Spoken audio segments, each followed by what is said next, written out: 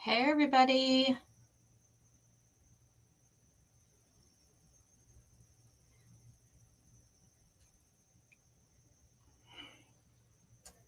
Hope everybody is doing well. Let me see here. Let's go to post. Okay, we're going to pull this one up too. Right there.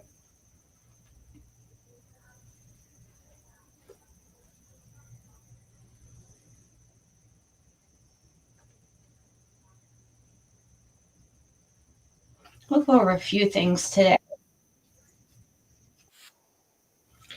Unfortunately, I do not have YouTube Premium right now, but I think we're going to watch something on When Evil Entered with Summer Wells.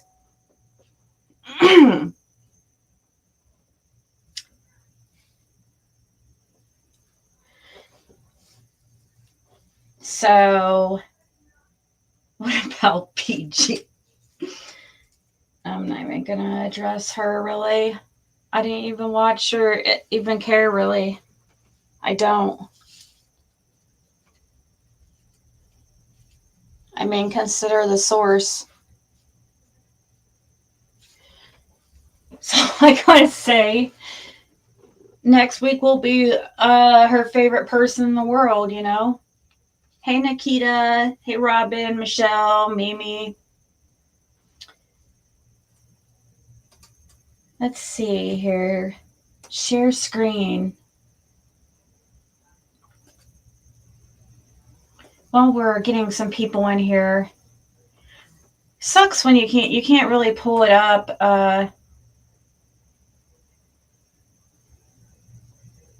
On a laptop, it doesn't show as well as it does on a phone. But this is some posts I made the other day, yesterday. Hey, Amos. Hey, everybody, Ray. If anybody's supposed to have a wrench and you don't, you can email me. All the mods were deleted.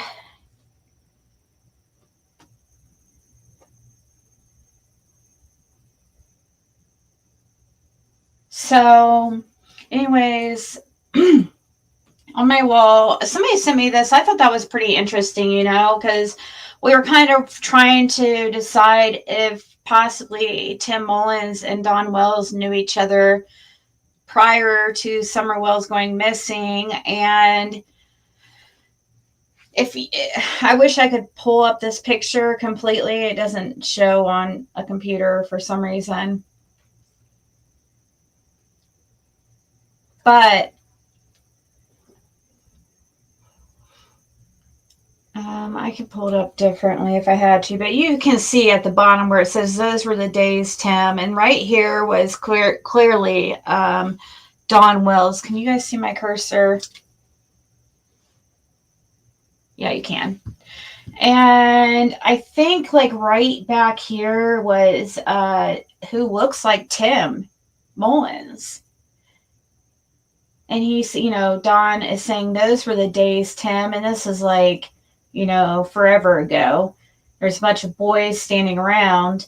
And if you think about it, Don Wells is about, what, 60 years old? And I looked up and found that Tim Mullins graduated high school in 1978. So Tim Mullins graduated in 1978, 1960. Trying to think, wouldn't he be a few years older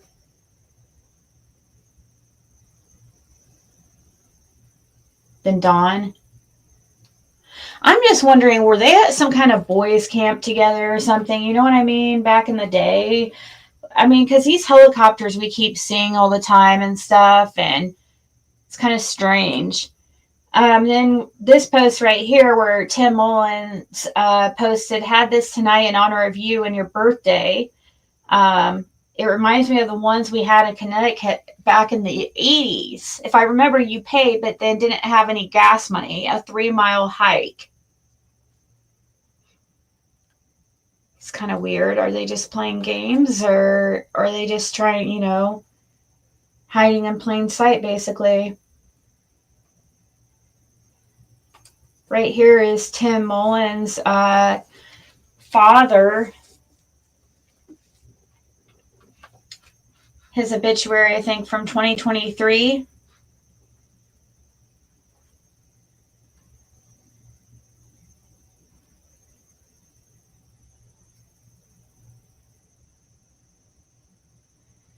Oh, okay. So then Mimi, then Tim Mullins would be about 6-7 years older than Don. So maybe he was like some kind of camp lead,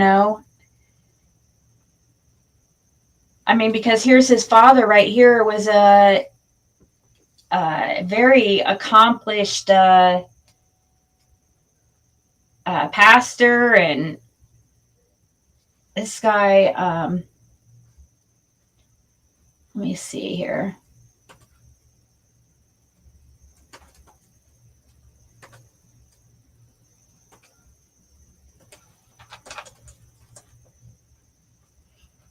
Here's his obituary. He passed away May 28th of 2023.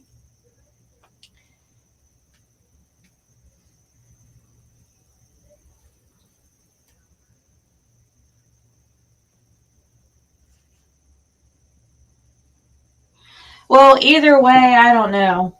I just feel like they could have known each other, back in the day. Whatever ages difference, or if they're similar or whatever. We should be able to find that pretty easily. I just didn't look for it that well into it. I know that I found something that showed that Tim Mullins graduated in 1978.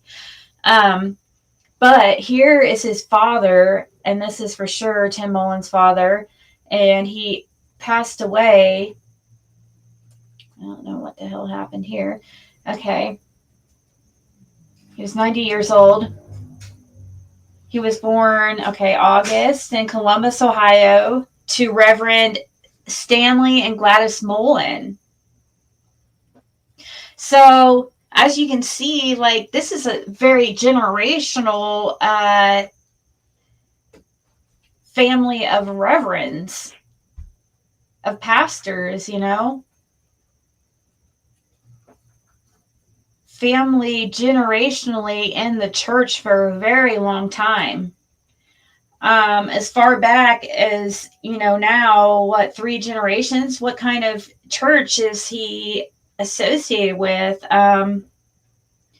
Says in his early years, he lived in Delaware, Ohio, and Cleveland, Ohio. At age 14, he moved to East Liverpool, Ohio.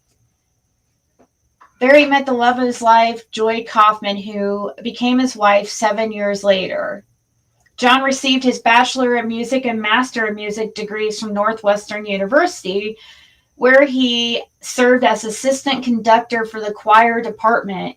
He was an accomplished concert pianist. In 1955, he moved to Kingsport, Tennessee, and he served as minister of music at the First Broad Street United Methodist Church for 42 years. So that would be until 1997.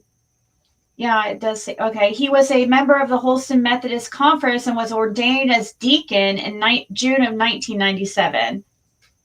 John has a large impact on the early musical life of Kingsport. He was the first conductor of the Kingsport Symphony Choir and often performed as a tenor soloist throughout the region. He studied Orff Schulwerk at the Mozarteum, I don't know how to say that, in Salzburg, Austria, and introduced Orff music for children to East Tennessee. He also directed the first handball choir in the area. He worked with special needs children for 30 years at the Palmer Center, humbly receiving the Volunteer of the Year award. John, Joy, and their 4 children often sang programs as a family for businesses, civic clubs, and church organizations. So that'd be John, Joy, and their 4 children. So that would include Tim Mullins, would often sing at programs as a family for businesses, civic clubs, and church organizations. In later years, John and Joy also led 10 overseas tours, 2 of which included John directing the first Broad Street Methodist Sanctuary Choir in European concerts. For almost 50 years, John visited numerous area nursing homes each week, ministering residents through his singing. Active in the community, he served as president of the Netherlands and Exchange Place Association, treasurer for the Kingsport Convention and Tourist Board, and was on the board of the Daniel Boone Wilderness Trail Association. Among John's many interests were hiking, astronomy, woodworking, model trains, clock building, and local history. He loved taking family camping trips across the country, especially out west. Most of all, he loved working in the backyard, woods, enjoying nature. I found it interesting it said west because California comes up a lot when it comes to these two. Anyways, John loved his wife and family so very much. Most importantly, John possessed a deep faith in Jesus Christ, which was reflected in all that he did. He dedicated his life to honoring and glorifying God. John was preceded in death by his parents and sisters, Martha and Mary Mullen. He is survived by his loving wife of 69 years, Joy Hall Kaufman Mullen. Children, Todd Mullen of Mississippi, daughter Jenny, blah, blah, blah. There's Tim Mullen of Kingsport, Tennessee. Then you have all these grandchildren. So, and they had Preston Hills Presbyterian Church. And they also did a memorial service once at the First Broad Street United Methodist Church. But it's just and it looks like they, you know. Lord, we know not whither thou goest. No, a service here. But anyways, he was, big in the church community. And this family has been for generations.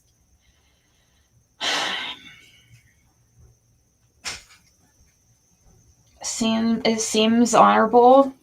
Hey, Bugs Aunt. What? What was that about nettling in that you was reading? Nettling in, You remember that house I was telling you about that they would make him horror movies and stuff out? Netherland Inn? Uh-huh. Uh-huh. That's at the end of Netherland Inn. Oh my gosh. I bet that's what freaking Tim Mullins did to that. And I'm walking down Greenbelt on Netherland Inn. Uh-huh. And he zoomed in on that house and then zoomed back out in one of his videos. Oh my God, that's creepy. So he served as president of the Netherland and Exchange Place Association. So that's that. This place is gated off, so I don't know. Oh my God, so it's some kind of creepy shit. But they make Tim's just been in that. He's into movies. Yes, and he was doing that historical. I looked up his name, and he's in an article online about a film. It showed that he worked for the Kingsport Historical Association or whatever. See, that house is straight across when you go down Netherland End. Mm-hmm. Well, if you come off of 11W or Stone Drive, mm-hmm. towards that's Netherland End, off of it. The place is on the right, and straight across from it is Big Elm Road. And Big Elm Road's been brought up here lately too. Same road that since Ball Tunnel and stuff's on. Yeah, this is really creepy. I didn't know that they used to make horror movies and stuff in that house up there on. Hey, Diana! That's creepy. And see, it's right on. That is so creepy, especially when you think of Donna Serafina's reading or whatever. you know, I know a lot of people don't believe in her, but like, oh my gosh, like, but even then, even not even think about her reading, still to think about the you know, we watched that whole like satanic ritualistic abuse and stuff, and that woman who like said that they made movies and stuff like that, like, and all that stuff that they did. Oh my gosh, dude, like. I hope to God, dude. I hope to God. I just do not. I hope to God that did not freaking happen. And see, like behind that house, Rutherford is at the Rutherford north and east fork of Houston River, and from that point down for about 4 miles or something, there's a no access zone on the river because it belongs to it's an ammunition plant. That is That's so where creepy. The whole mountain's hollowed out on the backside. And it joins Law Run Park, you see. I went down a rabbit hole, ended up all over, exhausted me, never went back down, but I probably still have some pics. Utah Connections, there was a creator a while back, had Tim allegedly connected to a movie. Oh, you mean Tim Mullins connected to a movie production with young immigrant models, aspiring actors. One that went missing. Tim had a pic of a young. Oh my God, that's so creepy, dude. And Tim's got some stuff on. And the helicopter connection and stuff. Facebook. One of his Facebooks that talked about being in movie production and stuff, and he's got a picture of a woman that said, and he's talking about when he was in Nashville or something with her during the movie production days. Yeah, very freaking weird, dude.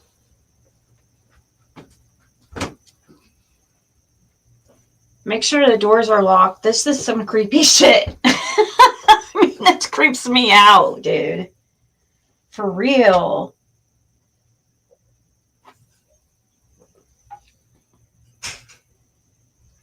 Wasn't there also... Yes, with Mississippi plates, yes. Yes, there was.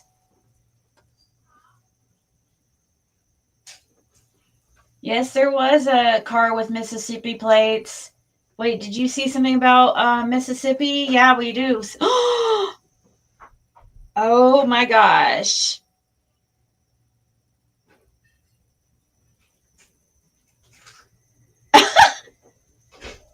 Okay. I mean, that could just be a coinky dink. It's interesting though. It's good to know. You know, that's why I read this, because I thought this could be interesting to see, because there seems to be a group or some kind of ring associated with Summer Wells' disappearance. In my opinion, you know, it could be a church. Gosh,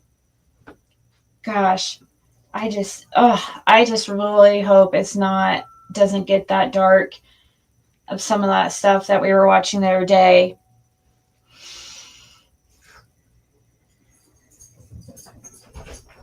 Yeah, it's freaking really creepy to me.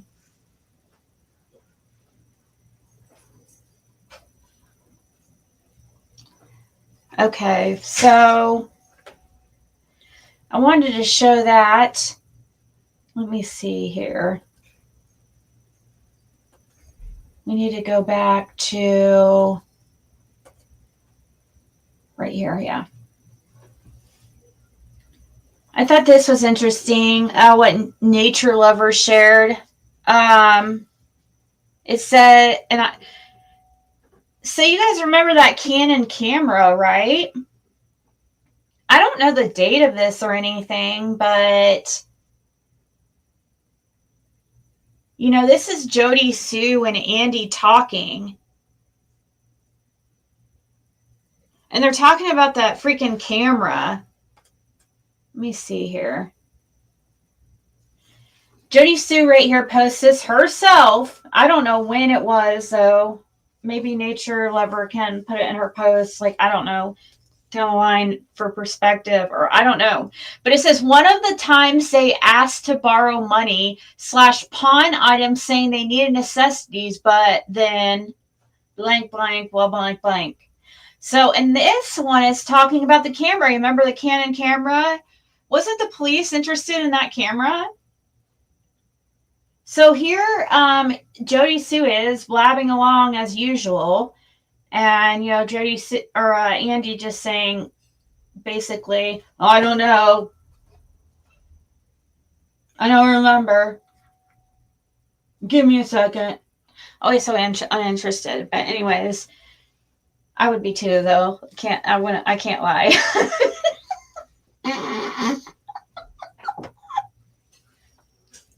So, Jason's saying, but they kept the battery, but I just watched her post pics online with it yesterday morning, so I know it works. But Boog was talking. He goes, sure they didn't keep it to make meth or made meth with it? I mean, he might have a point, LOL. And Andy goes, no, give me a minute, busy. And then Jason goes, technically, they've broken the agreement. The camera is mine, but I guarantee they try to come tonight or this week or some shit to get it. Did you turn that camera over to law enforcement? I do see a time 7:58, but I don't know where the context behind this really. It's interesting, though. I think. I wanted to watch this for sure. Now we got to go help people customize and save hundreds with Liberty Mutual. Maybe where's the golf cart? I haven't seen this yet, but I hear it's really, really, really. So, Fred could not shut up, guys, about this video. He was just talking about how it's one of the best videos he's seen in a long time, and blah, blah, blah. So, hey, Pam. Hey, lovely lyrics. So this is when evil entered. And I'll put I tagged her in the title because I knew for sure I'd be playing this for sure. So if for some reason you miss this in the chat, it's going to be in the title to find her. Like, more people should be paying attention to this channel. Honestly, she's like, Fred was saying she doesn't get enough credit. This is really difficult to put together. I haven't watched it yet, but I know how she does. You know, I've seen her videos before, and it's just really difficult to put together. Kind of like same idea of like how Killer Looks does, you know.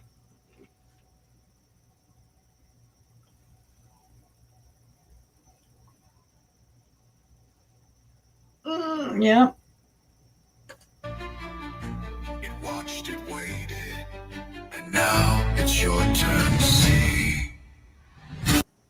Today we're plunging headfirst into these digital archives of June 15, 2021.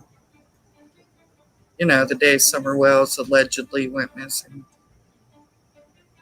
We're going to meticulously lay out the profound and utterly consistent text message exchanges between Andy and Jody Sue. Because nothing clarifies a bewildering situation like a meticulously documented trail of, well, this. They'll be using every single word from their phones in order because accuracy is just important when you're dealing with a narrative that seems to be allergic to it. Our thrilling journey begins in the morning with an exchange so ordinary it practically screams, "Nothing to see here." The very first text we get to see from Jody Sue that day is naturally a red heart emoji. Because what says perfectly normal, chill morning, no major life-altering events about to unfold, quite like a little red horse. Then Andy chimes in, oozing affection and casual inquiry. Love ya. You heard anything? Anything, of course, being the crucial, unspecified news of the day. Jody Sue replies, her focus seemingly on riveting local gossip, just tree grinding company. Riveting? She then, with a graceful pivot, inquires about a rather delicate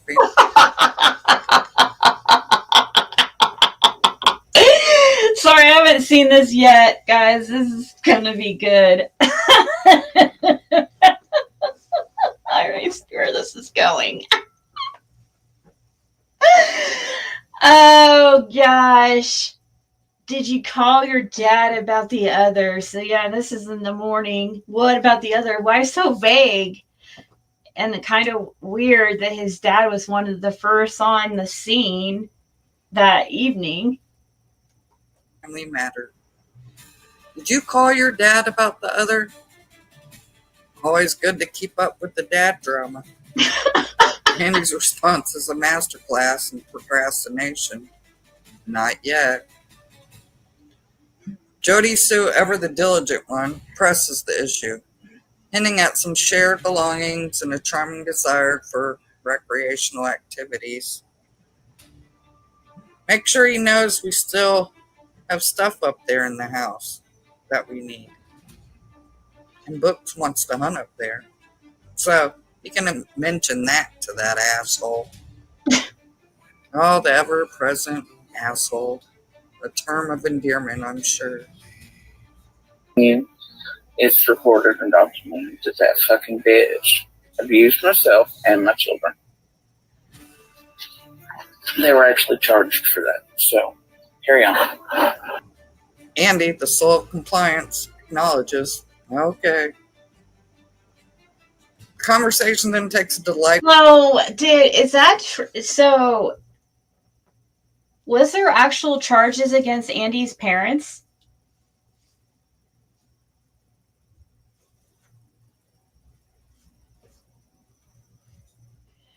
Yeah, I doubt that Dobbs does, but I really doubt Dobbs does, but I'm not, positive, but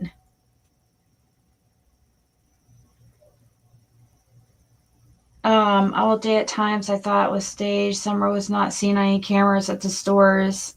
Not that we've seen yet, but supposedly she is on camera somewhere. Hell, I don't even know what to not think.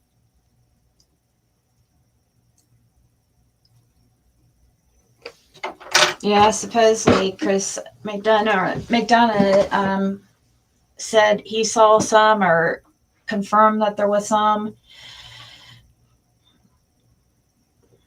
But nothing like being able to see it for ourselves, right? And I understand too, that's just like the Andy on the road thing. Everybody wants to see that for themselves.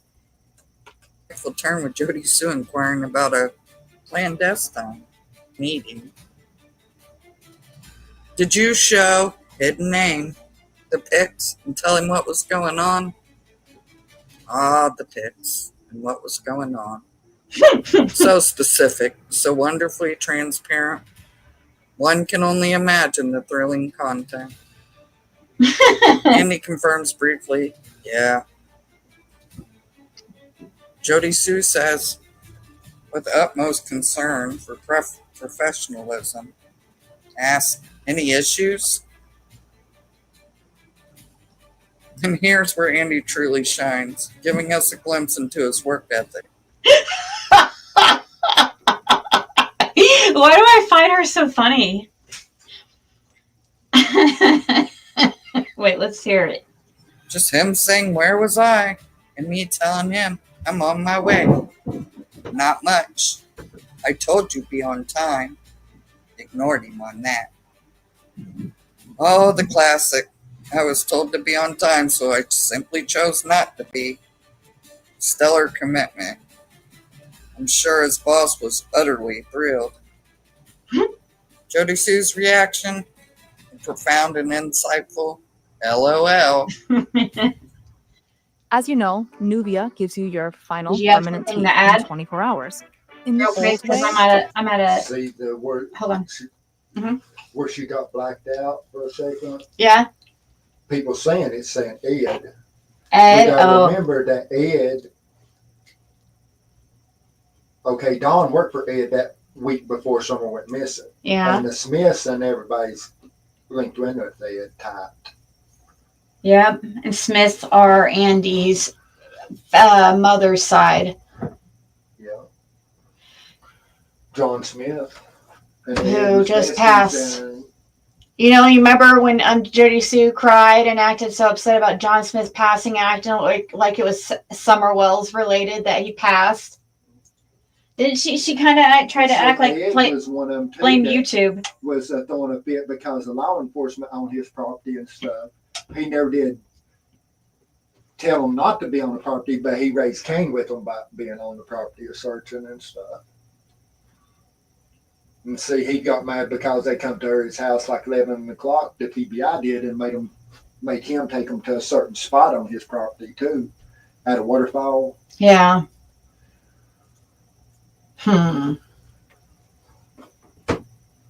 Yeah, this is very weird text exchange. Now here comes the midday mystery call in the afternoon. Normal check-ins. A truly pivotal moment in their communication occurs at 10:04 a.m. A call together. I mean, how did this get out? Like, this is so crazy. I guess she must have shared it in a freaking group, like a Discord or something. Damn. Dude, these people have all told on themselves. For 2 minutes and 57 seconds. This, naturally, is the longest direct communication we see. Probably just discussing the weather or perhaps the optimal temperature for tree grinding. Following this in-depth chat, Andy sends a quick probing question. You okay? Jody Sue with lightning speed responds at 2:14 p.m. Yeah. Clearly, she was on edge of her seat, waiting to reply. Then Andy, ever the vigilant partner, checks in again, offering a cheerful emoji for good measure. Nothing going on? Followed by a green heart emoji. Jody Sue's response? Pure gold, implying a very exciting afternoon. Noise woke me up. Going to see.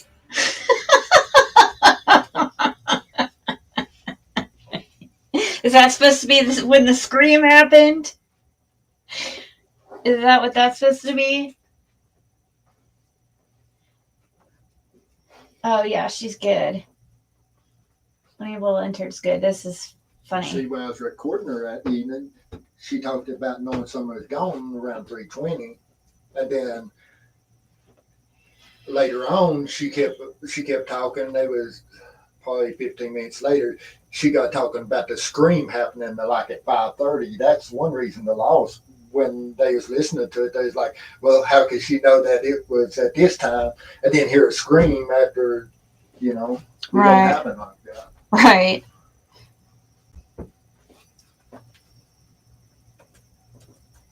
One can only hope it wasn't the sound of a child going missing.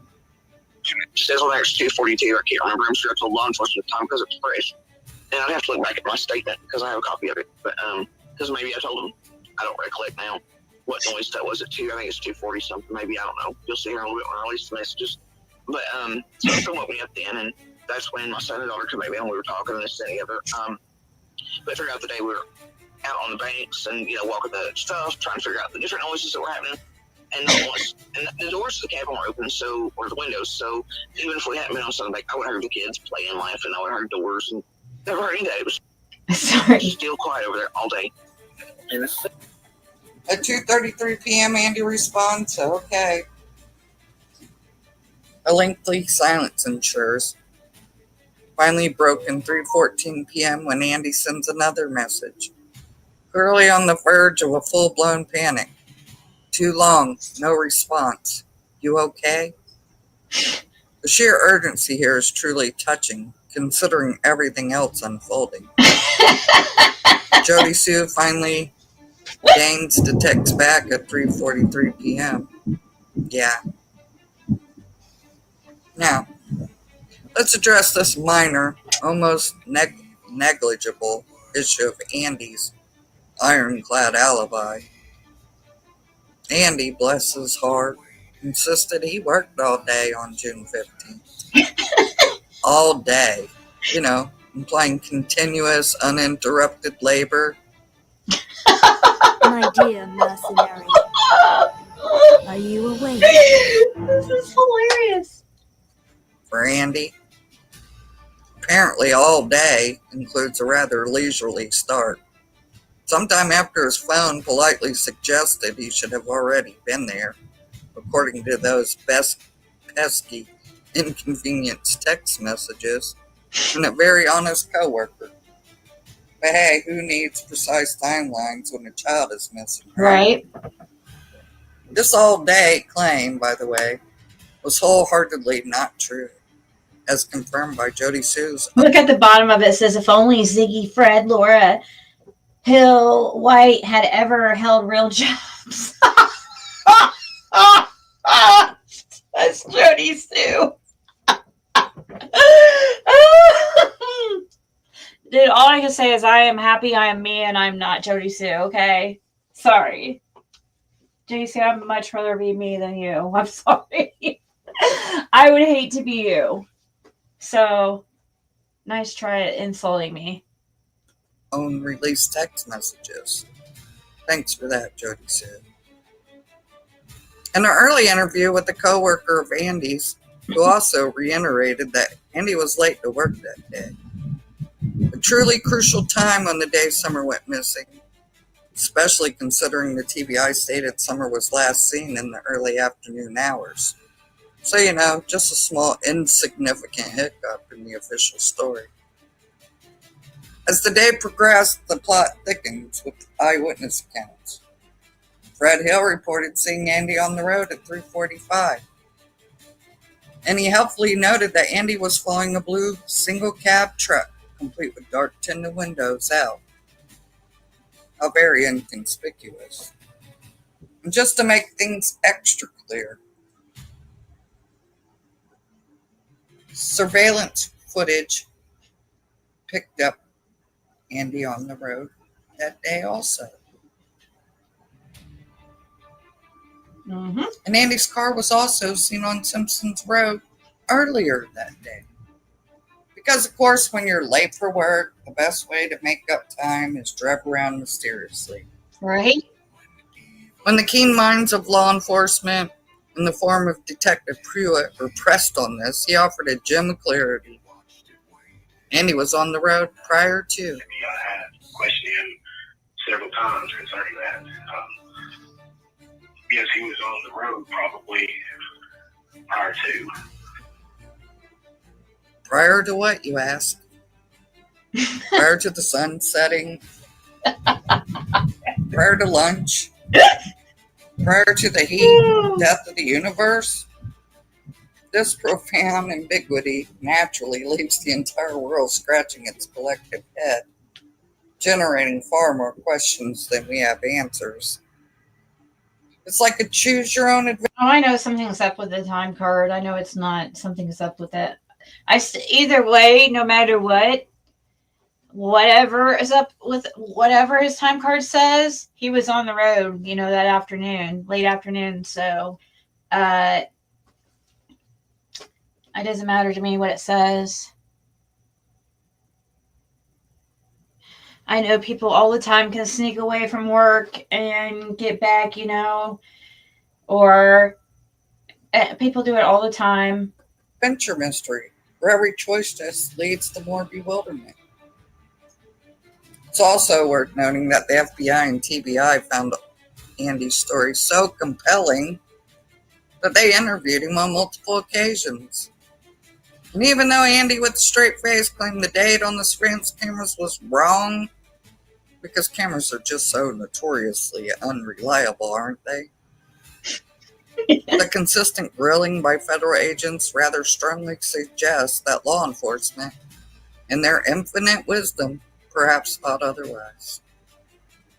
They must have suspected something regarding Andy's movement to bother questioning over and over and over by the feds. Just a hunch, that is. As evening approached on the 15th at 5:31 p.m., Jody Sue sends another red heart emoji. Still so perfectly normal. Andy responds, still diligently, not quite off work. 3:30, 4 o'clock, time. Anyway, she was waiting for Andy to get there. What was that? Wait, what time did that say? Oh, gosh. I'm not even sure, Benny, right now. Okay. Around 4:30, yeah, about 4:30, 5 o'clock. So she said at 4:30 she was waiting for Andy, right? Were there first down there? Yeah, like, I love how many bullshit details she suddenly remembers, but it doesn't know where the fuck, when the fuck, doesn't know how the fuck, can't remember shit from, can't remember time from. Even in the first day or two, she was like, well, I don't know. Time flies when you're having fun. Now it's sitting last night. She's like, 4:30, 5 o'clock, I'm going down the driveway. The summer's already missing, is what she says. She's on the phone with Dawn, you know.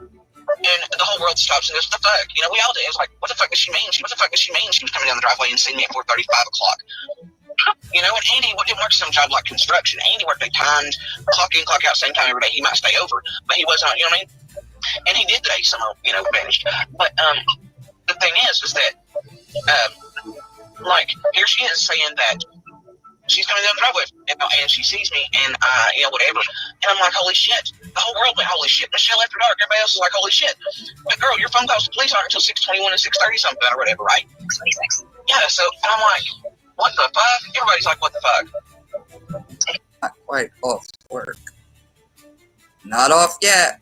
I left work in the AM, not PM, Pam. Jody Sue clearly eager for his presence replies. So wait, so okay. He says about to leave. And what time is that anyways? Because I know he was seen at 5:30 at the gas station over at Zoomers. So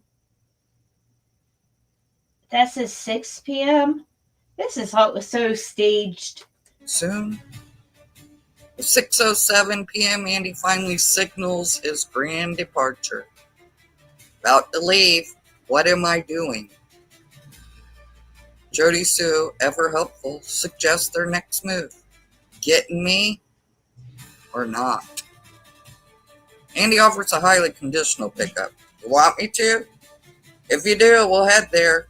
But gotta get drink on the way. Because obviously a beverage is paramount. Imagine being able to build anything just by thinking about it. Meet Base 44. It's behind that. He's done there. So they both arrived somewhere around 6:30. Andy were gone. At this same point, the first two responding cops come in. Third response. So I think it was the third cop I caught that day coming in, and he was in an SUV, and I told him about the scream. And I didn't really, Candace says she was driving up and down the roads and the other, but I didn't really see her drive up and down the roads. And I know that she was mostly stopping at other neighbors and things when she did leave Midday that day, and talking to them for a second, telling them Summer was missing. But I didn't see her drive up and down the main road or towards churches or anything. So, I don't know. That's interesting. I've never heard you say that before, that you never saw Candace driving around. So when exactly did you hear her start yelling? Because I don't know, it might have escaped me while I was listening. It was right around 6. And I guess the only person that we have heard, it's through hearsay. It's through, I think, Fred, and I'm trying to think who else. Supposedly Chad Arnold saw Candace, right, around 4:30. He must have got to Fred's right after Fred had left. Or 30 minutes after. So we just know from Chad Arnold telling Fred that he saw, supposedly saw Candace, right? He's never came on YouTube and said anything. I'm trying to think who else saw Candace driving.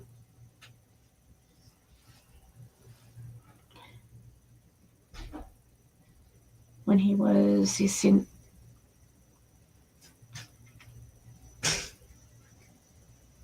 left work in the AM, not PM. They was on camera. Candace and Chad was at my driveway.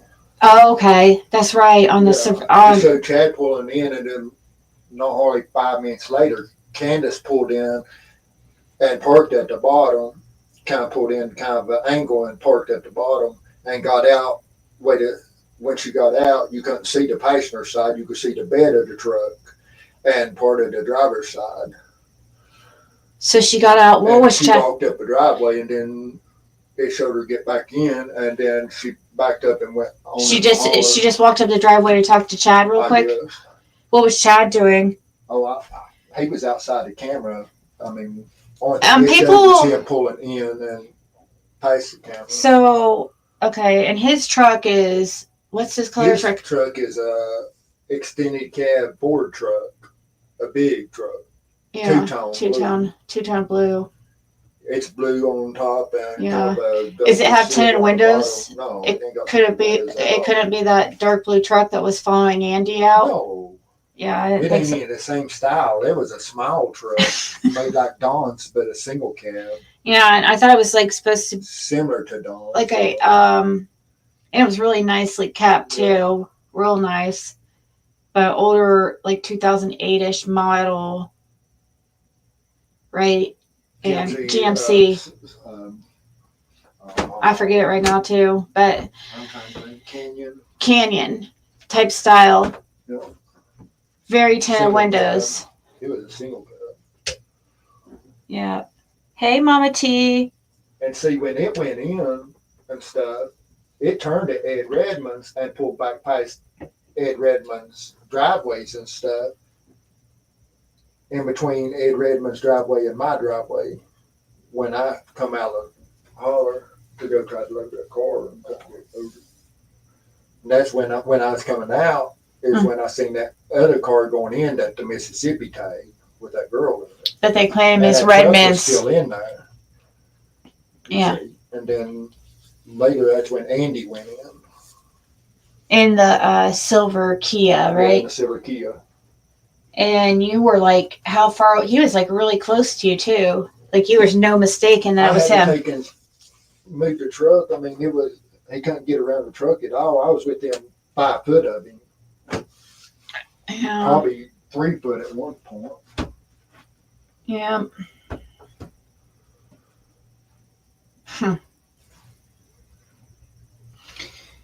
Is that the truck that pulled out in front of Pell's wife? Out in front of Jeremy Pell's wife? Yeah, Stephanie. Yeah. She said it was a Black Ranger that pulled out in front of her. Supposedly somebody out of Johnson City, what the law enforcement had told her, compared to what she's saying, you know. That was supposed to be roughly 5:30. Yeah. So that would have been like before Summer was called missing. Yeah.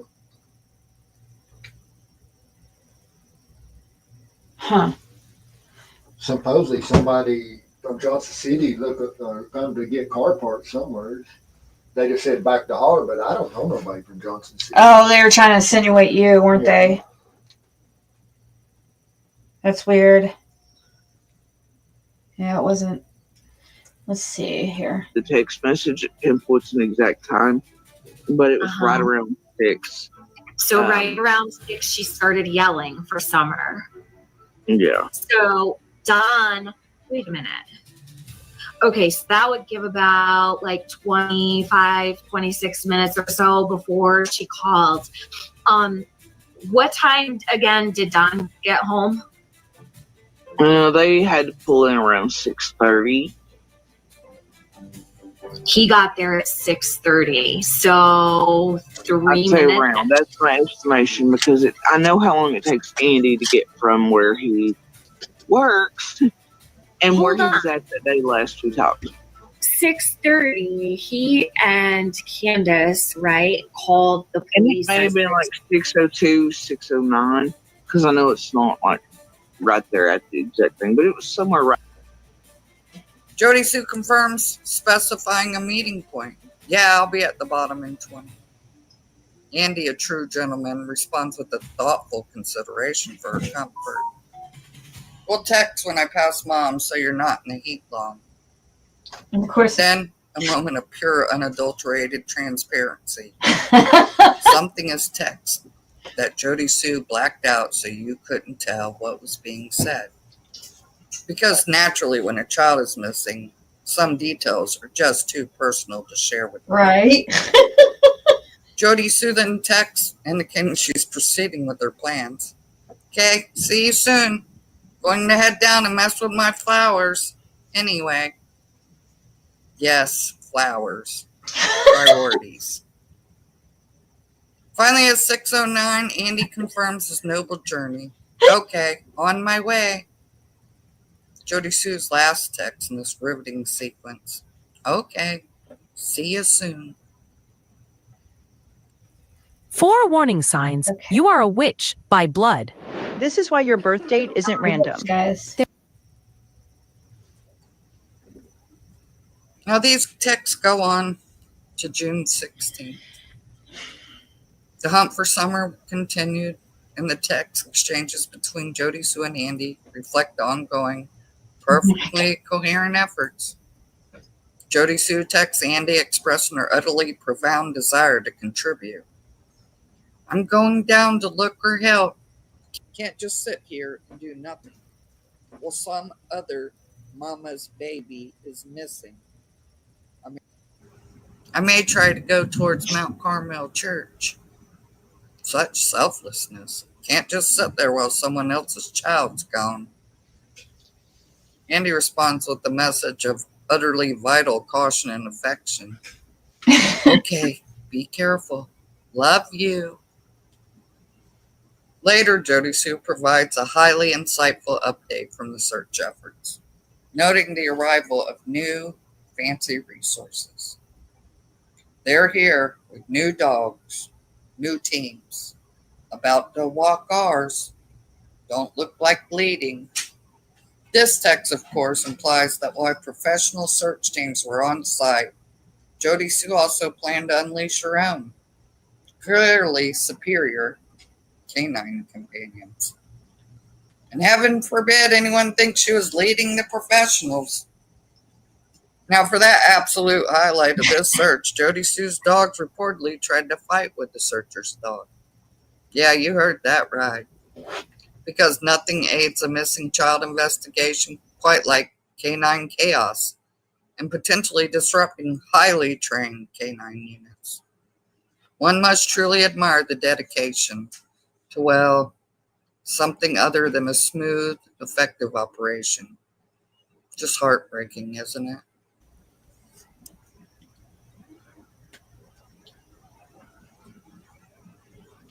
So let's recap the glaring inconsistencies, shall we? Yes. Andy said he was at work all day on June 15th, but we know that's about as true as Bigfoot sightings, thanks to his own text and a co-worker's inconvenient honesty. Then, Andy also claimed he didn't work on the 16th. However, the time card that Jody Sue Laura. and her infinite wisdom produced, bless her heart for that transparency, showed that on the 15th he clocked in and out with no lunch. On the 16th, he also clocked in and out with no lunch break. This, of course, leaves us with a truly bewildering question. Mm-hmm. So, was he genuinely at work on the 16th? Or was he off doing something else entirely? Something so utterly fascinating that Jody Sue felt compelled to text him about her heroic search efforts and canine adventures. Honestly, all the lies told in this case, the contradictory statements, the conflicting evidence, just makes it more suspicious to this precise role that the neighbors Jody Sue and Andy play in the heartbreaking disappearance of Summer Wells. Alright, you guys. I'd like to know what your opinions are. Leave them in the comments. What questions do you have about these text messages back and forth that day? Do you find it suspicious of the constant, "Are you okay? You heard anything?" And what do you think the red heart and the green heart stand for in these messages? Interesting questions. Next, we're going to dive into some other people who are also close around Summer and her parents.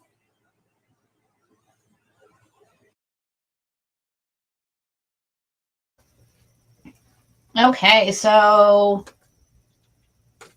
for a second, let me I'll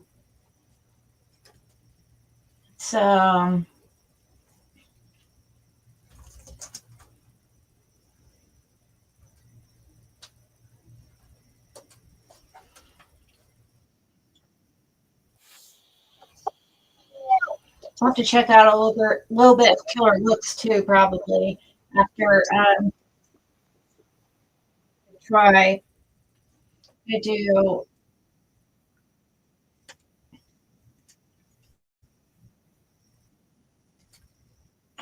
focus on the aspect of Summer wandering off, because that's one of the possibilities that police are looking at. And the reason why I'm doing this is because police know way more than we do. And I want to focus on, the stuff that they've been saying. We've not had a chance to sit down and talk to Candace and really know what she told police, right? I mean, what she may have told us, YouTubers and everybody else, may be different than what she told. I might watch Killer Looks first, but there again, with the police having other information, like the because I really don't think she wandered off. So, but maybe he puts a lot of things in here that, I just don't really feel like she wandered off. But he had a really good one the other day. This dog trail one. Anyways, let's watch this real quick.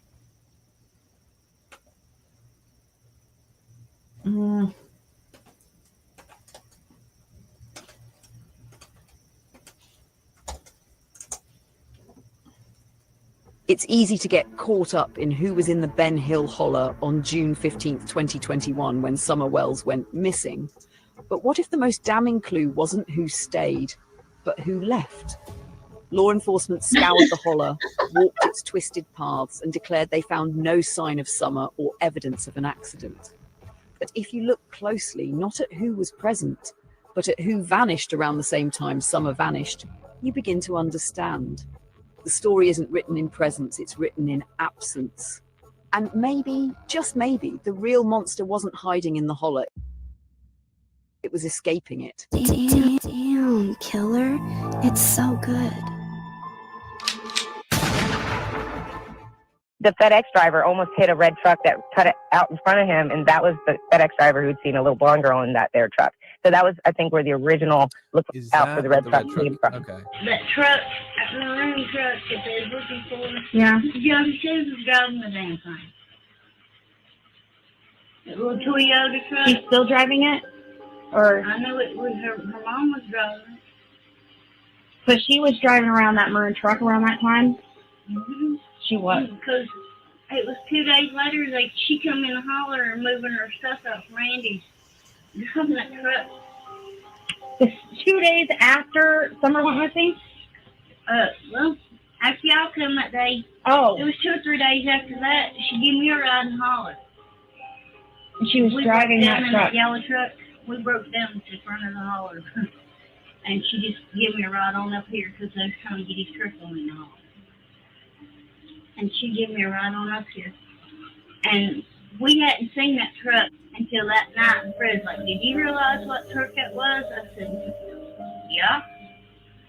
I said, that's that damn maroon truck you're looking for, ain't it? Yeah. He said, yeah. He said, and Jody Sue's the one that made that comment about him not finding the ladder rack. Oh my God. Said all they have to do is take the ladder rack off of it. This is on, supposedly, like I said, on June 15th, the day Summer Wells went missing. A little bit strange, abandoned maroon truck in the middle of the road. Shot Tank Road, starts off on the Wednesday, maybe about 3/4 of a mile down Shot Tank. There's a maroon truck, usually abandoned, partially in the roadway. The person on this call says, there appears to be a maroon truck. A maroon truck appears to be abandoned partially on the roadway. Now, if you remember from the beginning part of when Summer Wells went missing, there was this maroon truck that was always attached to her being missing. A person came forward and they found this truck on their trail cam. What do you guys think? I don't know. You think it's some kind They of... are the TBI and they have this information now. I don't know. I kind of think this red truck thing... What was shown on this trail cam. I wish they would tell us who put out that freaking tip, because I kind of feel like it's some kind of distraction. Because they wanted us looking for some... I mean, yes. Well, I don't know, though. Because, you know, yeah, Jody Sue's mother... her truck, but there's also a couple of other ones. Fred was showing me one today, talking about that. I guess there was another call on the day Summer went missing about a couple of, like,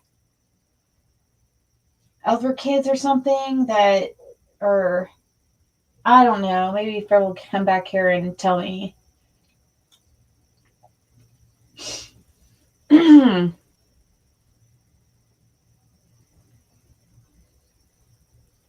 Let's see. He'll be back here in a second. And what it was a man was in the truck and there was 2 children in the bed of the truck. And one of the things that stood out for me is in the explanation that the truck turned around, backed into the neighbor driveway near Big Elm Road in Churchill, Tennessee. When the truck backed in and turned around, the kids were sitting up in the bed.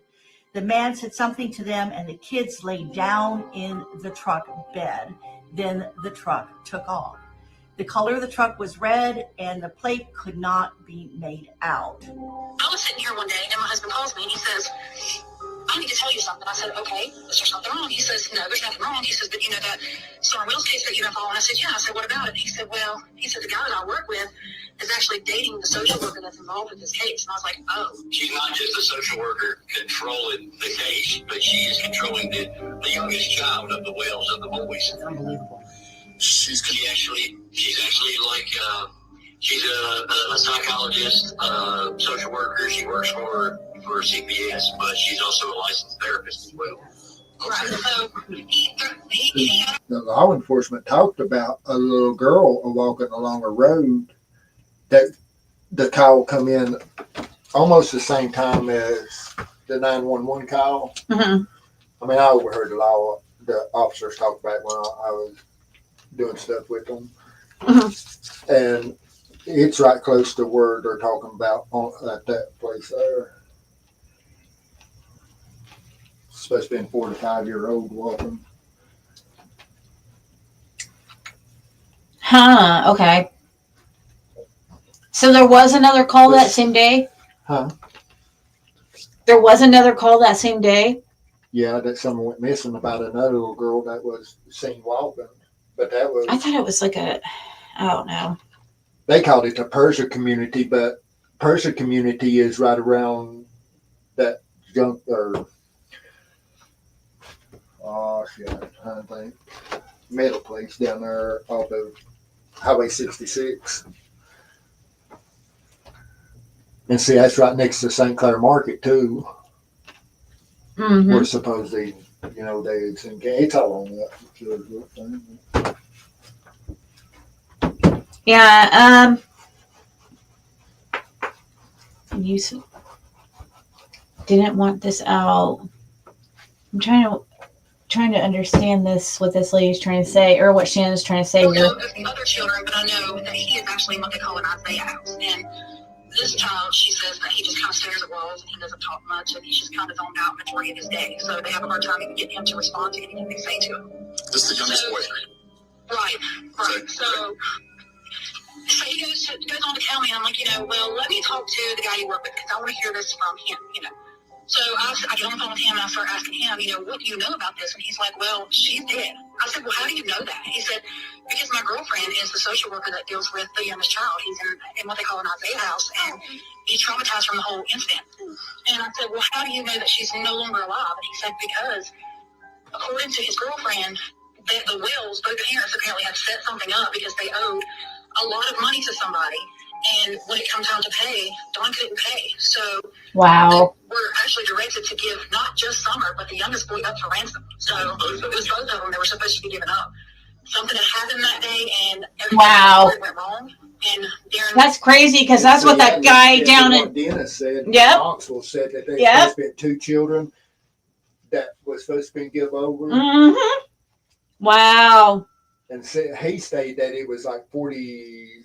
The guy that 40-some thousand and some change that Don was still owed. Wow, that matches what Fred was told by that guy, by that Knoxville information Fred turned in, that guy he met at the halfway house. The one that, wow, that matches exactly. He said there was supposed to be actually 2 kids that were turned in for the debt. And he mentioned 2 specific names from that motel and stuff. That's crazy. Wow. I didn't remember this. It was a boy and girl that he mentioned Summer Wells, and then he mentioned a Jonathan Tate, but we've checked and checked and checked, trying to find a Jonathan Tate, and nothing's never come up about a Jonathan Tate. Right.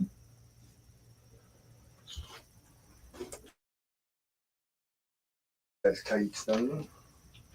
Yeah, Don does have a sister with the last name Tate, I think.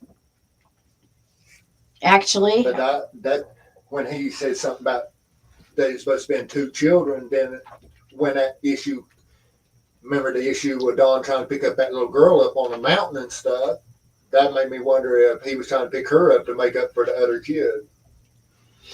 Yeah, because that was only a few days after Summer went missing or something, wasn't it? Yeah, it wasn't too long after Summer went missing, you see.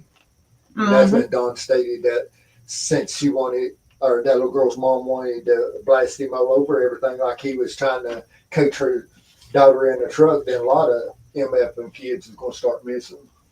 Mm-hmm.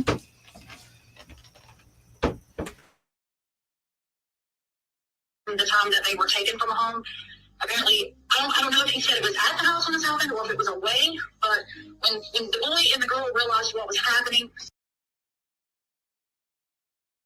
Huh? I said, why didn't Ryan question them about that incident happening with Dawn? Yeah. When he done that last walkthrough interview and stuff with that boy? Yeah. He should have asked him because that girl that he was putting in his video, that was the same little girl. It was the girl that Don tried to pick up on. And he didn't blur her face. He blurred everybody else's face, which is weird, but maybe that's really why Don wanted CPS to come take the boys, because he thought they would come back and get the youngest one. Mm-hmm. Probably.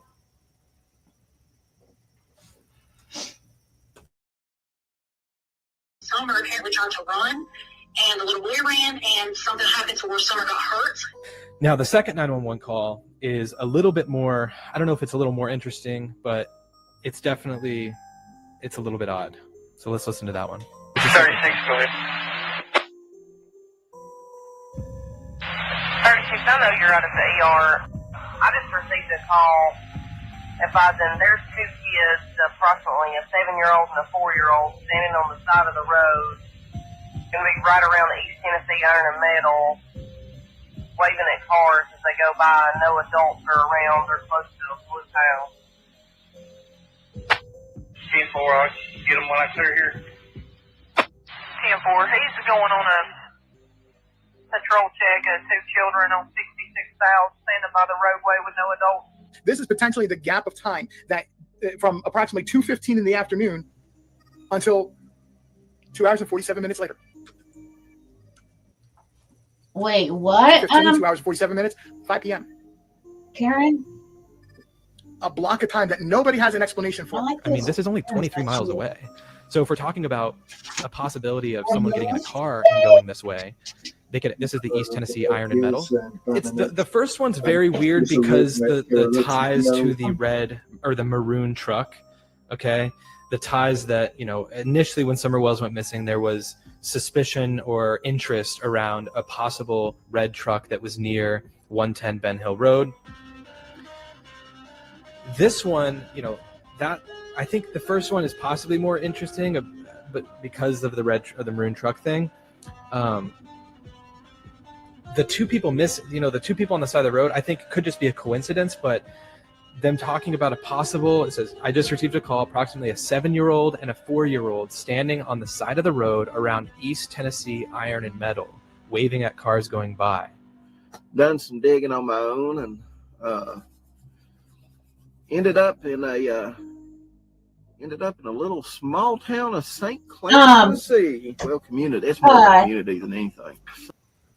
Right here, it says, Karen says, Dawn's sister's name is Heidi Tate. She married into the sheriff's family after Summer went missing. Her name is now Heidi Lawson.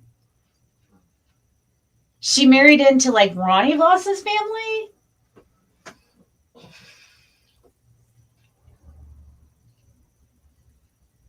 Right, that wasn't a 911 call. It was some kind of dispatch, but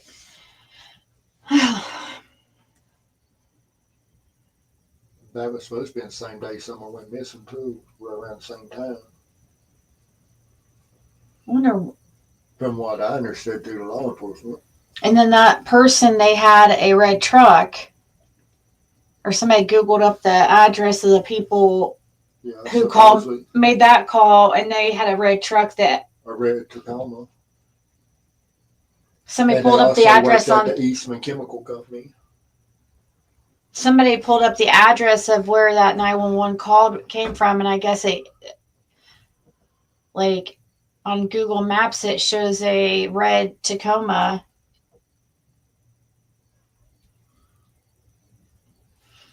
Let's see here. So, supposedly Candace went into this gas station in St. Clair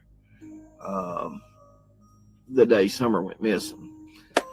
Done some talking to to an individual. Yeah, Mr. Patel's a really nice guy. I tell you, I looked around in there. But yeah, supposedly Candace went to this gas station sometime before they called 911 to report her missing. All right. What we're going to do here is we're going to cover the Sancho. Yeah, baby. Oh, Donnie the Sancho. Of course, everybody makes mistakes, but that's why I turned to YouTube was for help, and they all turned against me. You should have turned to the Lord, homie. That's what you should have turned to. Should turn to the Lord, away from Knoxville. That's all I'll say about that. Hey, away from Donnie, Knoxville. maybe next time you talk to Candace, ask her about St. Clair. Or maybe ask her about the 5-minute detour to the gas station where she went in the bathroom and didn't buy shit and walked straight out. And then shortly behind that, the TBI came by and got that footage, right? Ooh, yeah, bro. The TBI had came down to that gas station your wife was at. Yeah, that was when we knew she had actually left 2 times. We don't know how many times she left. She was by that thing was a fucking upstate New York toll road. She's over here, she's over there. She's in the gas station in the bathroom for 5 minutes and didn't buy anything and didn't say anything to anybody. It's an establishment that she frequents quite regularly. I won't go into what the TBI agents told the lady who turned over the footage. But Robin Lane has heard something like the same thing she heard. And Robin Lane and the manager at the gas station, babe, they don't even know each other. Mm-hmm. So many kids. Don't call my phone no more. Don't come to fucking Tennessee. Bro, I'll come any motherfucking place I want. And I'll dare you to curl a hair on your ass with 2 probations, homie. For real. You barking up the wrong tree. Donald Wesley Brown, don't play with me. You can't even break bread where you live at. The fuck you gonna do with me? Don Lee was. You can't even get yourself in order. What's I mean? Hold on. What do you mean, Pam? Says what happened to the 2 cameras you had on Dobbs land you said you used for deer blinds? Please.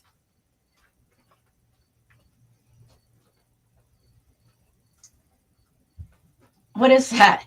What's 2 cameras that you had on Dobbs land that you used for deer blinds? I've had a camera on that piece of property long time ago.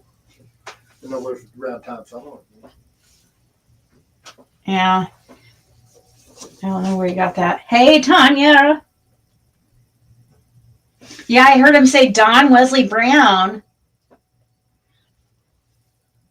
facing Don's house. I don't know if that would be really facing Don Will's house. I don't think you realize how much space is between Don Will's driveway and Jody Sue's driveway, but she's saying that there was a camera facing Don Will's house. I know facing Don Will's house. No, I don't think there was ones that far up. The closest one on the road was at Thompson's. And then the evening, someone went missing. Damien put that up on Jody Sue and Andy's driveway. Yeah. Up on the right while I was recording. Why do you think he's calling Don Wesley Brown? That's weird.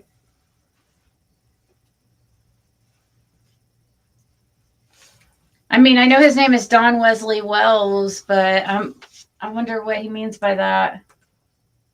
The fuck you gonna do with me? St. Clair, yeah. Ask your wife about St. Clair, Don. You little bitch, I'll fuck you up. There. That's all I needed. Now when I see you, bro, I'm finna cut your hair, homie. Mm-hmm. I'm taking a look at what if the interview from the other night where Mary was talking to the lab. And what if she knows something that she's trying to tell us?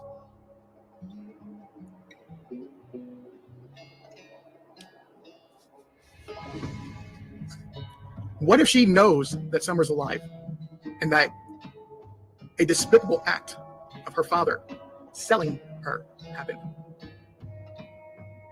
The lowest of low moments would have to be to sell your own child. And that I've referred to the Wells property until the community that's been covering Summer Wells by a couple different phrases. An activity that I've always heard and come to know as a local happened. I've had a certain code or codes of phrases. One of them that I'm discussing and really talking about tonight is why I call it a trading post. I mentioned that there was a issue, or that I believe that they were runners. They did a lot of running. And I mean a lot, to try to gain favor. Drugs were trafficked. Really? Through Ben Hill. Andy? There's a reason why Don says he knows who Playboy is.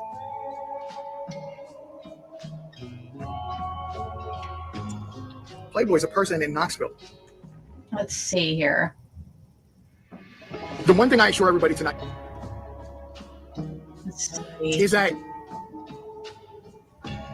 none of this, if Mary is right, none of this was by accident.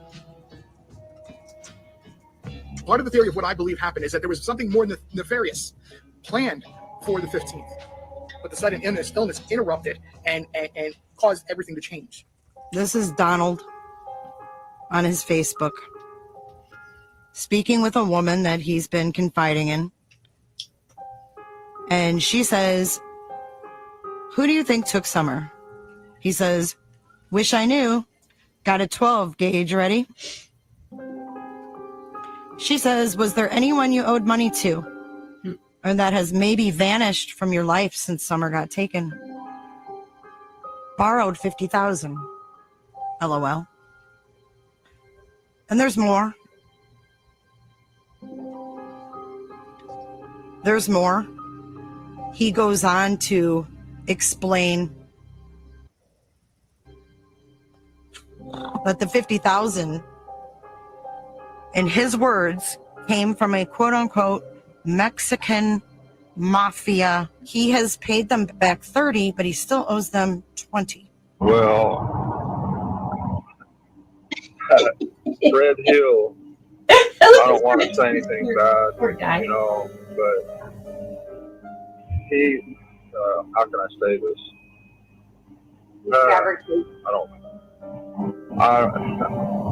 He starts to throw everybody off. Let's just put it that way. He's throwing everybody off, right? Is there a possibility that Fred Hill could have done something? It is possible. He left out about the time Summer disappeared to take off all that scrap metal. I don't know. It's possible. When I come in at about 7 o'clock that evening to see them do all everything, well, I'd probably come in by 8. But you had already been in. The whole hall shut down, you know. You had already been in earlier that day, though, right? You were already in earlier that day, right? That's just when you came. I've been here all day up to about, I don't know, probably about 5:30 or something. And that's when I went out. And then I come back in and got my trailer to haul that motorcycle. So that probably put it around 6:30 or something. Between 6 and 6:30. So right before she. I didn't see nothing, nobody right there. It wasn't $50,000. Like at that time, you know. It's not $50,000 cash. It's $50,000 in drugs that he was given drugs to sell, and he had to pay. They're called runners, where they sell. These people sell drugs for the bigger guys, and they're supposed to bring the money back. But sometimes these people do too much of the drugs, like, you know, hold the all like that whole saying, like, don't get high on your own supply. Well, that's what happens. Don used too much of what he was fronted, and he couldn't pay it back. That's the problem. He was fronted drugs by a drug dealer. Is the theory of a lot of people, by somebody he knew for a long time, allegedly from prison. And it happens all the time. And Playboy is allegedly a drug, he's affiliated with a certain gang, allegedly. And, you know, if they front you drugs and stuff, you pay them or they'll kill you. I mean, that's just how it is. So, yeah, it happens. It's called fronting drugs, and there's runners who do the actual running to make the money. They'll front you like a certain amount of drugs, and you have to bring them, you know, it sounds like in his case, $50,000 back. I don't know. He must have he got fronted too much and they kept fronting him and he got just way behind, or what?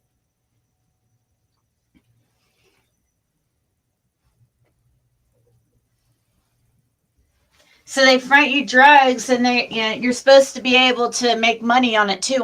So that's what the idea is. Like, the higher up will front the drugs to lower person. They'll give them a certain amount of drugs that they can make money on it themselves too, but also make money for them. You know what I mean? So they don't have to do anything.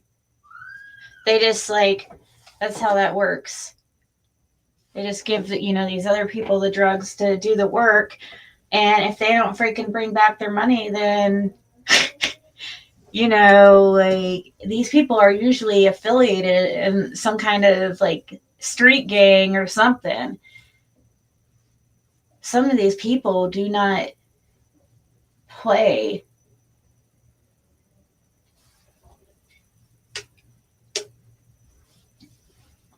But I agree. You wouldn't think somebody would. I mean, he talks about it himself. Don talks about, he claimed himself that he ran drugs in the 70s. Allegedly. But when I come back in from the grocery store and taking that motorcycle, I ain't up with another motorcycle on Thursday, coming back with it, which is sitting out there. But, what was I saying, Cody? My mind went blank for a second. You were saying how you went out when it was just when you came back in at 7. You were about to say something about when you came back in at 7, and I asked you. You got grabbed the trailer and motorcycle. Yeah, I just trying to think how I want to say it. Oh, why? Something. I don't want to word it.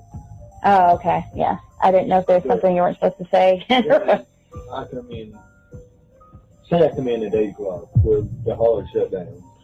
Well, I come on up here, and then I actually walk back down there.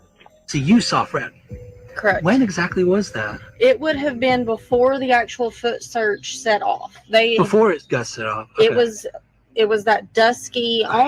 It was almost to that dark point. They were fixing to go out on their search. The first search. Everybody was already split up into their groups. They knew where they were going. Everybody was just kind of getting their flashlights ready, about to break off. Yeah. At this point, the road it's blocked off. There's nobody going in. There's nobody coming out. Yeah. He was coming out of Ben Hill towards Beach Creek. Right there, I don't know, probably 15 foot from the driveway. They had the road blocked off. What was that? I said when I went down there, after I come in when I come in, and the only time I went back down there, I walked down there. I never did drive back down this road. So these people are wrong? Yep. Yeah, because that's Betty Jo Simpson's daughter right there. Did you see her? Do you remember seeing her and him? Do you really know who these people are? Well, I know of them. I don't know no one. Yeah. So I think she's a little bit mistaken here. He don't even live in that area. He's about 15 minutes away from. Yeah. Why would he see you? Behind the cemetery where Don's mom's buried. Yeah, so why would he be over there? He lives behind. So how would he see you then? Why would he be down there? You know what I mean? Yeah, it don't make sense. Him living from where they live and stuff, behind Bowser Cemetery, where Don's mom's buried. Yeah. How would they even see you? That doesn't even make sense. But it is right at dark when I walk back down there to record for the law enforcement. Unless they were out there right at. I mean, they might have saw you walking. There's a lot more searchers there than they even allow. The dogs and stuff. They done had 3 dogs there when I pulled into the holler. Mm-hmm. The one fella that you went down there and walked his property. Oh, Andrew. Yeah. It was right at his driveway. It's pretty much where. Yeah. I mean, it wasn't necessarily. I think it's funny that he's trying to pretend he doesn't know who Andy Bernard is. I think that's kind of, to me, sounds made up. Like he's purposely trying to act like he doesn't know who Andy is. I'm sorry, but he knows who Fred is. Oh, that one feller. Yeah, that one feller. Yeah, Andy. Yeah, when I walked down there, I didn't see nobody, no searchers or nothing. Only ones I seen was Jody and Andy and standing there at their driveway, and I stood there. You know, they just wanted me to stand there and try to record. Yeah, that's when he was recording at Andy's driveway. Yeah, so if they saw him at Andy's driveway, it's when he walked down there, and that's when he was recording for police. So thanks for confirming that. Cruisers crossed the road, but you had, parked up the side right there, and they had, you had hundreds of people, gathered in the road. Yeah. Where did he get turned around? He backed all the way out. Did he get turned around at Andrews? It would have. He backed up, but you went around that corner. Unless you walked all the way up there, you couldn't really see where he went. You saw him at the second blockade near Andrews. Okay. Yeah, so he came down in there like he was leaving. Obviously you couldn't. So he had to back out and get turned around, just go back to wherever he come from, his house or. If you had to guess, as best you can, I think I've asked several times, sorry. What the time that you saw him? If you all went on your fucking God, I've never heard this before, dude. I can't with this guy. Like Where they're at is on top of the mountain there at Randall Simpson's. They're at Randall Simpson's? Drug Task Force's dad's house. It was, once he passed away in that boating accident on Cherokee Lake and stuff, it was they ended up with the house and stuff. This guy is so freaking weird. Does he not understand you were recording for police at this time? If he would have been seeing him around that 8:30, 9 o'clock, this was probably about 8:30. 8:30 at night. Yeah. Okay. Yeah, when he's recording for police. If you saw him, he was recording for police. You would have been recording for police by that time, wouldn't you have? Yeah. On the 15th, about 8:30 or by 9, he's already recording for police. His blame Fred? Yeah.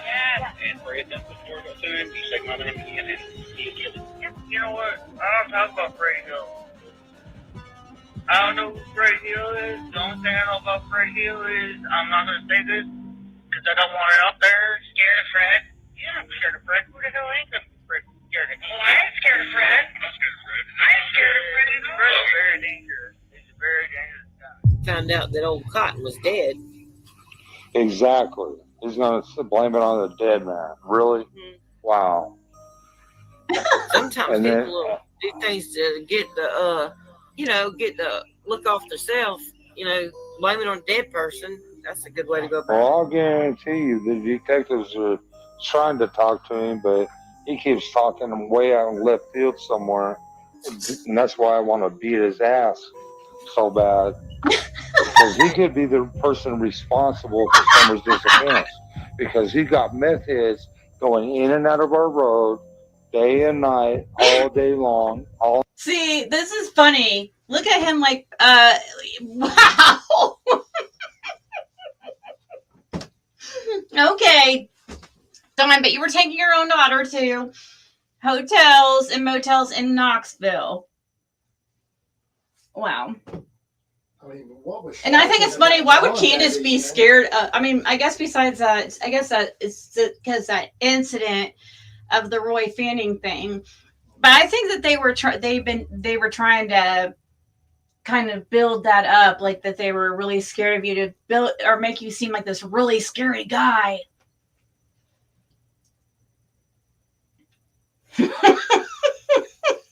Well, there's so many of them in the area down there that if they got a problem with you, they won't come to you and say something to you. They're always sneaking around, doing something to your beagles, doing something to your animals. They won't never confront you straight to your face. If I got a problem with you, I'm going to knock on your door and me and you going to talk. Mm-hmm. That's why a lot of them didn't like me, because they know that if we had an issue, I'm going to face you and we're going to talk about it. And whatever happens, happens, Yeah, Don would never talk like this in front of Fred. No, he's never come to my house aggressive. Just like even he come up there after Summer went missing and stuff. He had no emotions or nothing. I mean, just like nothing was even going on. He never once said he wished he knew where Summer was at, or he wished somebody just bring her back, or he hoped she was okay. Nothing like that. Only thing he said, well, at least I see her during the resurrection, you know, just like that. With no kind of emotions at all. Mm-hmm. Mm-hmm. All night long, and he could be the person responsible for Summer's disappearance. And he wants to sit there and talk crazy. The boy needs his ass beat. The boy is the one that's going to get your daughter's case solved. That's what you're more worried about, honestly. Just wait, Don. That's more what it's about, huh? As I look back on it, the day he come and stuff, he more acted kind of like, as I look back now, if she had passed, he would have showed some type of emotion at least. He at least looked sad or something. With the emotions he was showing, it was like he knew exactly probably where she was at and know that they'd be seeing her. Yeah.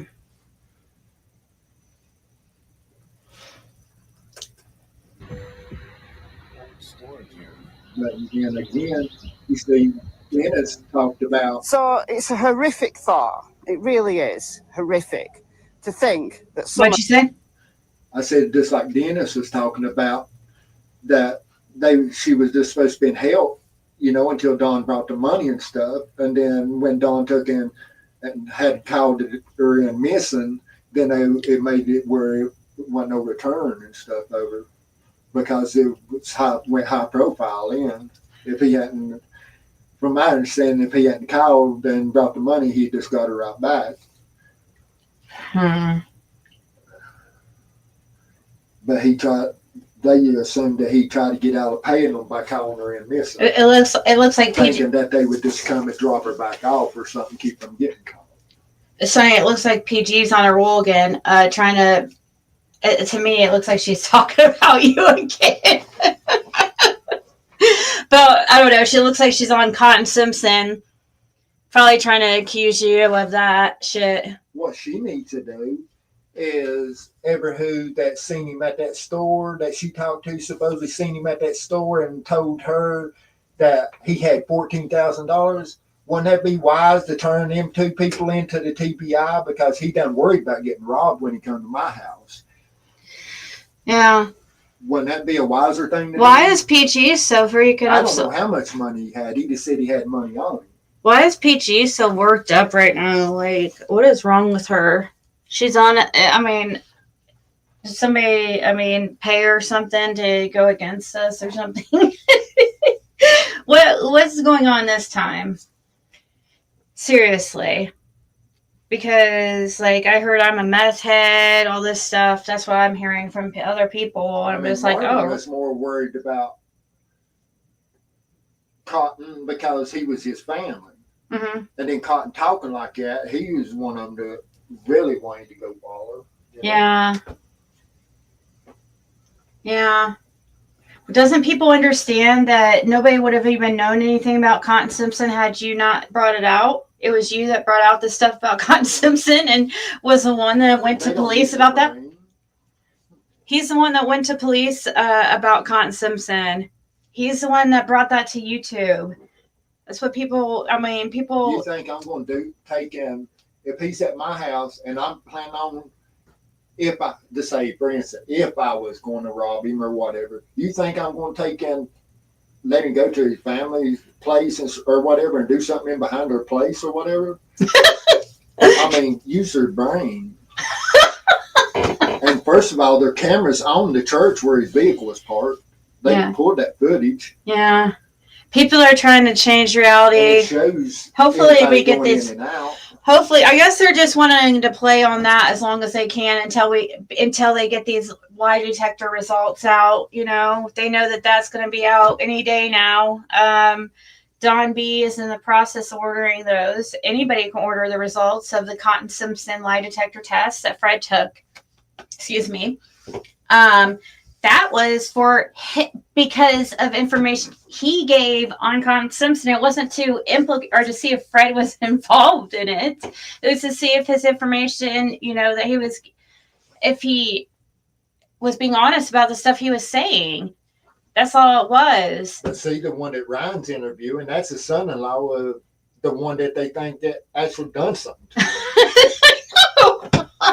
I know.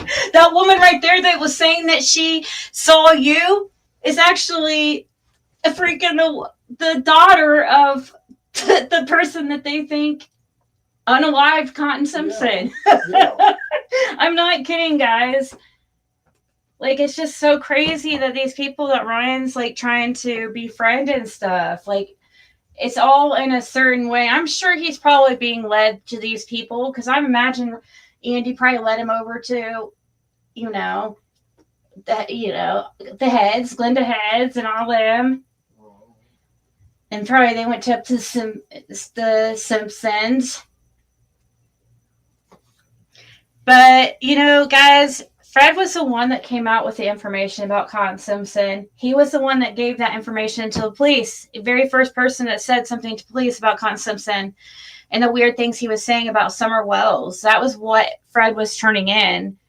It had nothing to do with Cotton Simpson's death. Fred wasn't, he did The only way I even know anything about his death was because of Betty Jo had contacted Marvin and told him and High School Ryan's. Yeah. And they come to my place at around 4:30 or something. And Betty Jo. And Betty Jo. And told me the same day they found And Betty Jo, by the way, guys, is right here. Where is it? This girl right here that Ryan is interviewing. This woman right here.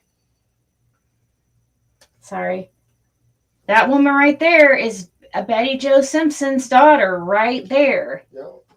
And that's right beside. That's the woman that claims she saw Fred. Fred doesn't remember seeing her. That's her camper right here in the corner, right there. Yeah. That's Betty Jo Simpson's daughter right there. The one that they think might have something to do with freaking. But yeah, we're gonna sit here and point out on Fred when. Like, he's the one that went to police about Cotton Simpson. Make it make sense. And supposedly right behind, in between that house and that camper over there in the corner, to the right off that bank, see there's a dump and stuff.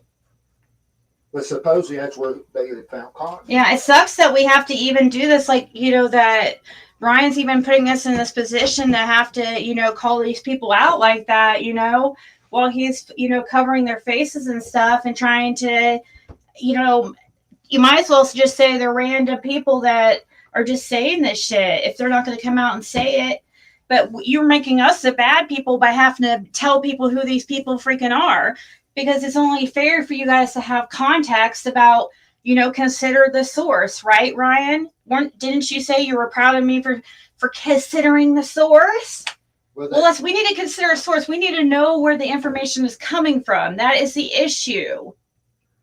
See that? Right we have to have context. Yeah, I have that up on the screen. That's why I was going to address Vex, that grasshopper person. That come from PG, I saying that.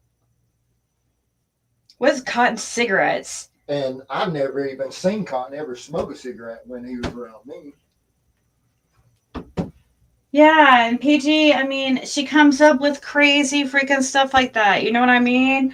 And I'm sure she's at it again tonight. And trying to say, they seen Laura driving Cotton's vehicle. Why are they? It's just weird. We don't even know who PG is. We're supposed to freaking. How can we consider the source there if we don't even know who PG is? With all these crazy claims. You know what I'm saying, guys? So are you saying Cotton's daughter is a woman being looked into? No, that's not what we're saying. We're saying the woman on the screen is the daughter of the woman. Well, Cotton Simpson's daughter had access to white HHR during the week someone went missing. They think she may have been the one that had that why they tell you Art Simpson movie. Oh, it's Cotton Simpson's daughter? But this isn't Cotton Simpson's daughter. No, that there on the screen's not. That's a different person. This is Betty Jo Simpson's daughter right there. Cotton was found right behind Betty Jo Simpson's, like around her, from what we hear. Well, you can see her camper in the right hand corner, or left hand corner. Way back there? Yeah, that camper right there. Uh-huh. That's Betty Jo Simpson's camper. In between their house and that camper off that bank down in there is where they supposed to found. So Cotton was just found back here somewhere, guys. Like way right behind that, in between that house and that camper. Yeah, so they're of course looking at the person's house. There are people who live around there and where he was found. That's where they're that's where they're focused on. But see, there was another girl staying in Betty Jo's camper at night too that he was supposedly missing. So okay, so there's another woman also being looked into that was there. Is it Betty Jo Simpson? She married to Crawford. Oh, yeah. We don't have to put her out. We don't want them. We're not trying to get anybody in trouble or call anybody out and stuff. But if people put us in really bad positions, because if you're going to sit here and let these people say stuff, these random things, and bring up Fred's name, we're gonna, want to add context and tell people who these people are. Because that's not fair that they're behind these masks and just like PG over there claiming to know this and that, but never having proof. And behind a mask, we aren't allowed to know who she is, but she judges us so harshly. And see, certain ones ended up with money after that. Yeah. Yeah. And that I know about. Right, Suzanne? Somebody had come and tried to buy something, and they never have money, and she was supposedly staying at Betty Jo's that night. So that's Betty Jo Simpson's daughter right there, basically. And Betty Jo Simpson's camper is the one that Cotton was found behind. Well, in between that. This house and that camper there behind it, where that little barn looking thing is there with the poles. Yeah. And certain ones around that area ended up with money and that they were looking into. So if they want to be honest, it's just weird that they want to. It's so strange. Like, and why is saying a truck? They found his truck. He didn't even drive a truck. No. Both times he was at my house, he was in a Chevy Equinox, a black one. It's just odd. So is there a chance that maybe you saw these people? Was there really that many people down the... There was a bunch of people but not when I come back out to record. When you turned in to go in? When I turned in, yeah, they was parked everywhere. Oh, so they could have saw you drive in, but you never backed up or did anything weird like that. I backed over to the side as you turn on to Ben Hill, that grass. Yeah, you backed over just for a second, right? Yeah, I pulled over right there going to park. Well, I actually backed the trailer up in to the side of that field right there and was just going to park and walk on in the holler so I wouldn't be aggravating nobody. And they told me that they was done working trying to get the road opened up because they was up to the first culvert on Ben Hill. They were 3 cars wide. They're going in the holler. Mm-hmm. And then from that culvert to about where the dog trail started up, where they call the dog trail, they was 1 row of cars, and then you get up about Don's driveway, and then they was almost 2 rows of cars up through there, and then they was parked plumb past Andy's driveway, on out plumb down by near Simpson Lane. And so they could have saw you drive in. When I was sitting there waiting on them to open the road up where I can get on in, when they told me that they was just going to let me on in, that I didn't have to leave the truck there. They done had 3 dogs there at that time, and they had one that was walking the road from about where the dog trail come off back towards the culvert, coming back to Beach Creek. Mm-hmm. From that culvert back and forward right there, and then they had another dog in the creek below the culvert, like going toward Don's property back and forward, and then they had one above the culvert, right between Don Chambers and Andy's property. The creek that goes up and down right there, they had a dog going back and forth up and down it. Yeah. I just don't understand why he thought that was so interesting that these people said that they saw you on the road or whatever. They try to say they went searching from Don's mailbox down along that, about where the bench and stuff they put up. The way I took it, he went way they stated on Ryan's video that they went down to the creek right there and worked the creek line around to where it connected to the other creek, and they talk like it's a long ways. It's not a long ways. It's just hell, not far at all. Yeah, so I don't know, guys. Yeah, it's just strange that they would have been there to search, you know. I don't know. But they said that they was visiting somebody in the area there, and who? Andy Bernard? Who? Andy Bernard? Well, they ain't many that's about 2,000 feet. They said they walked about 2,000 feet to Ben Hill Road. And there ain't nobody below Ben Hill, so it had to be up this way, back towards Sullivan County. So, Chambers or Chambers is on the corner, so that ain't no 2,000 feet. Tim Shipley? No, it had to be around the Clarks or whatever. Oh, the Mendenhalls? Well, Mendenhall, they was Clarks, and they married a Mendenhall and a Conk. They had to be right in that area. I don't know. It's just so funny that he's parked up by a graveyard around there. It's what I thought. People with true crime would use their head. If Ellie thought Fred was guilty of either case, Fred would still be in jail and would have never been. I can't wait till that freaking lie detector comes out. I wish others of you would try to get that if you're in Tennessee or whatever. I don't know how.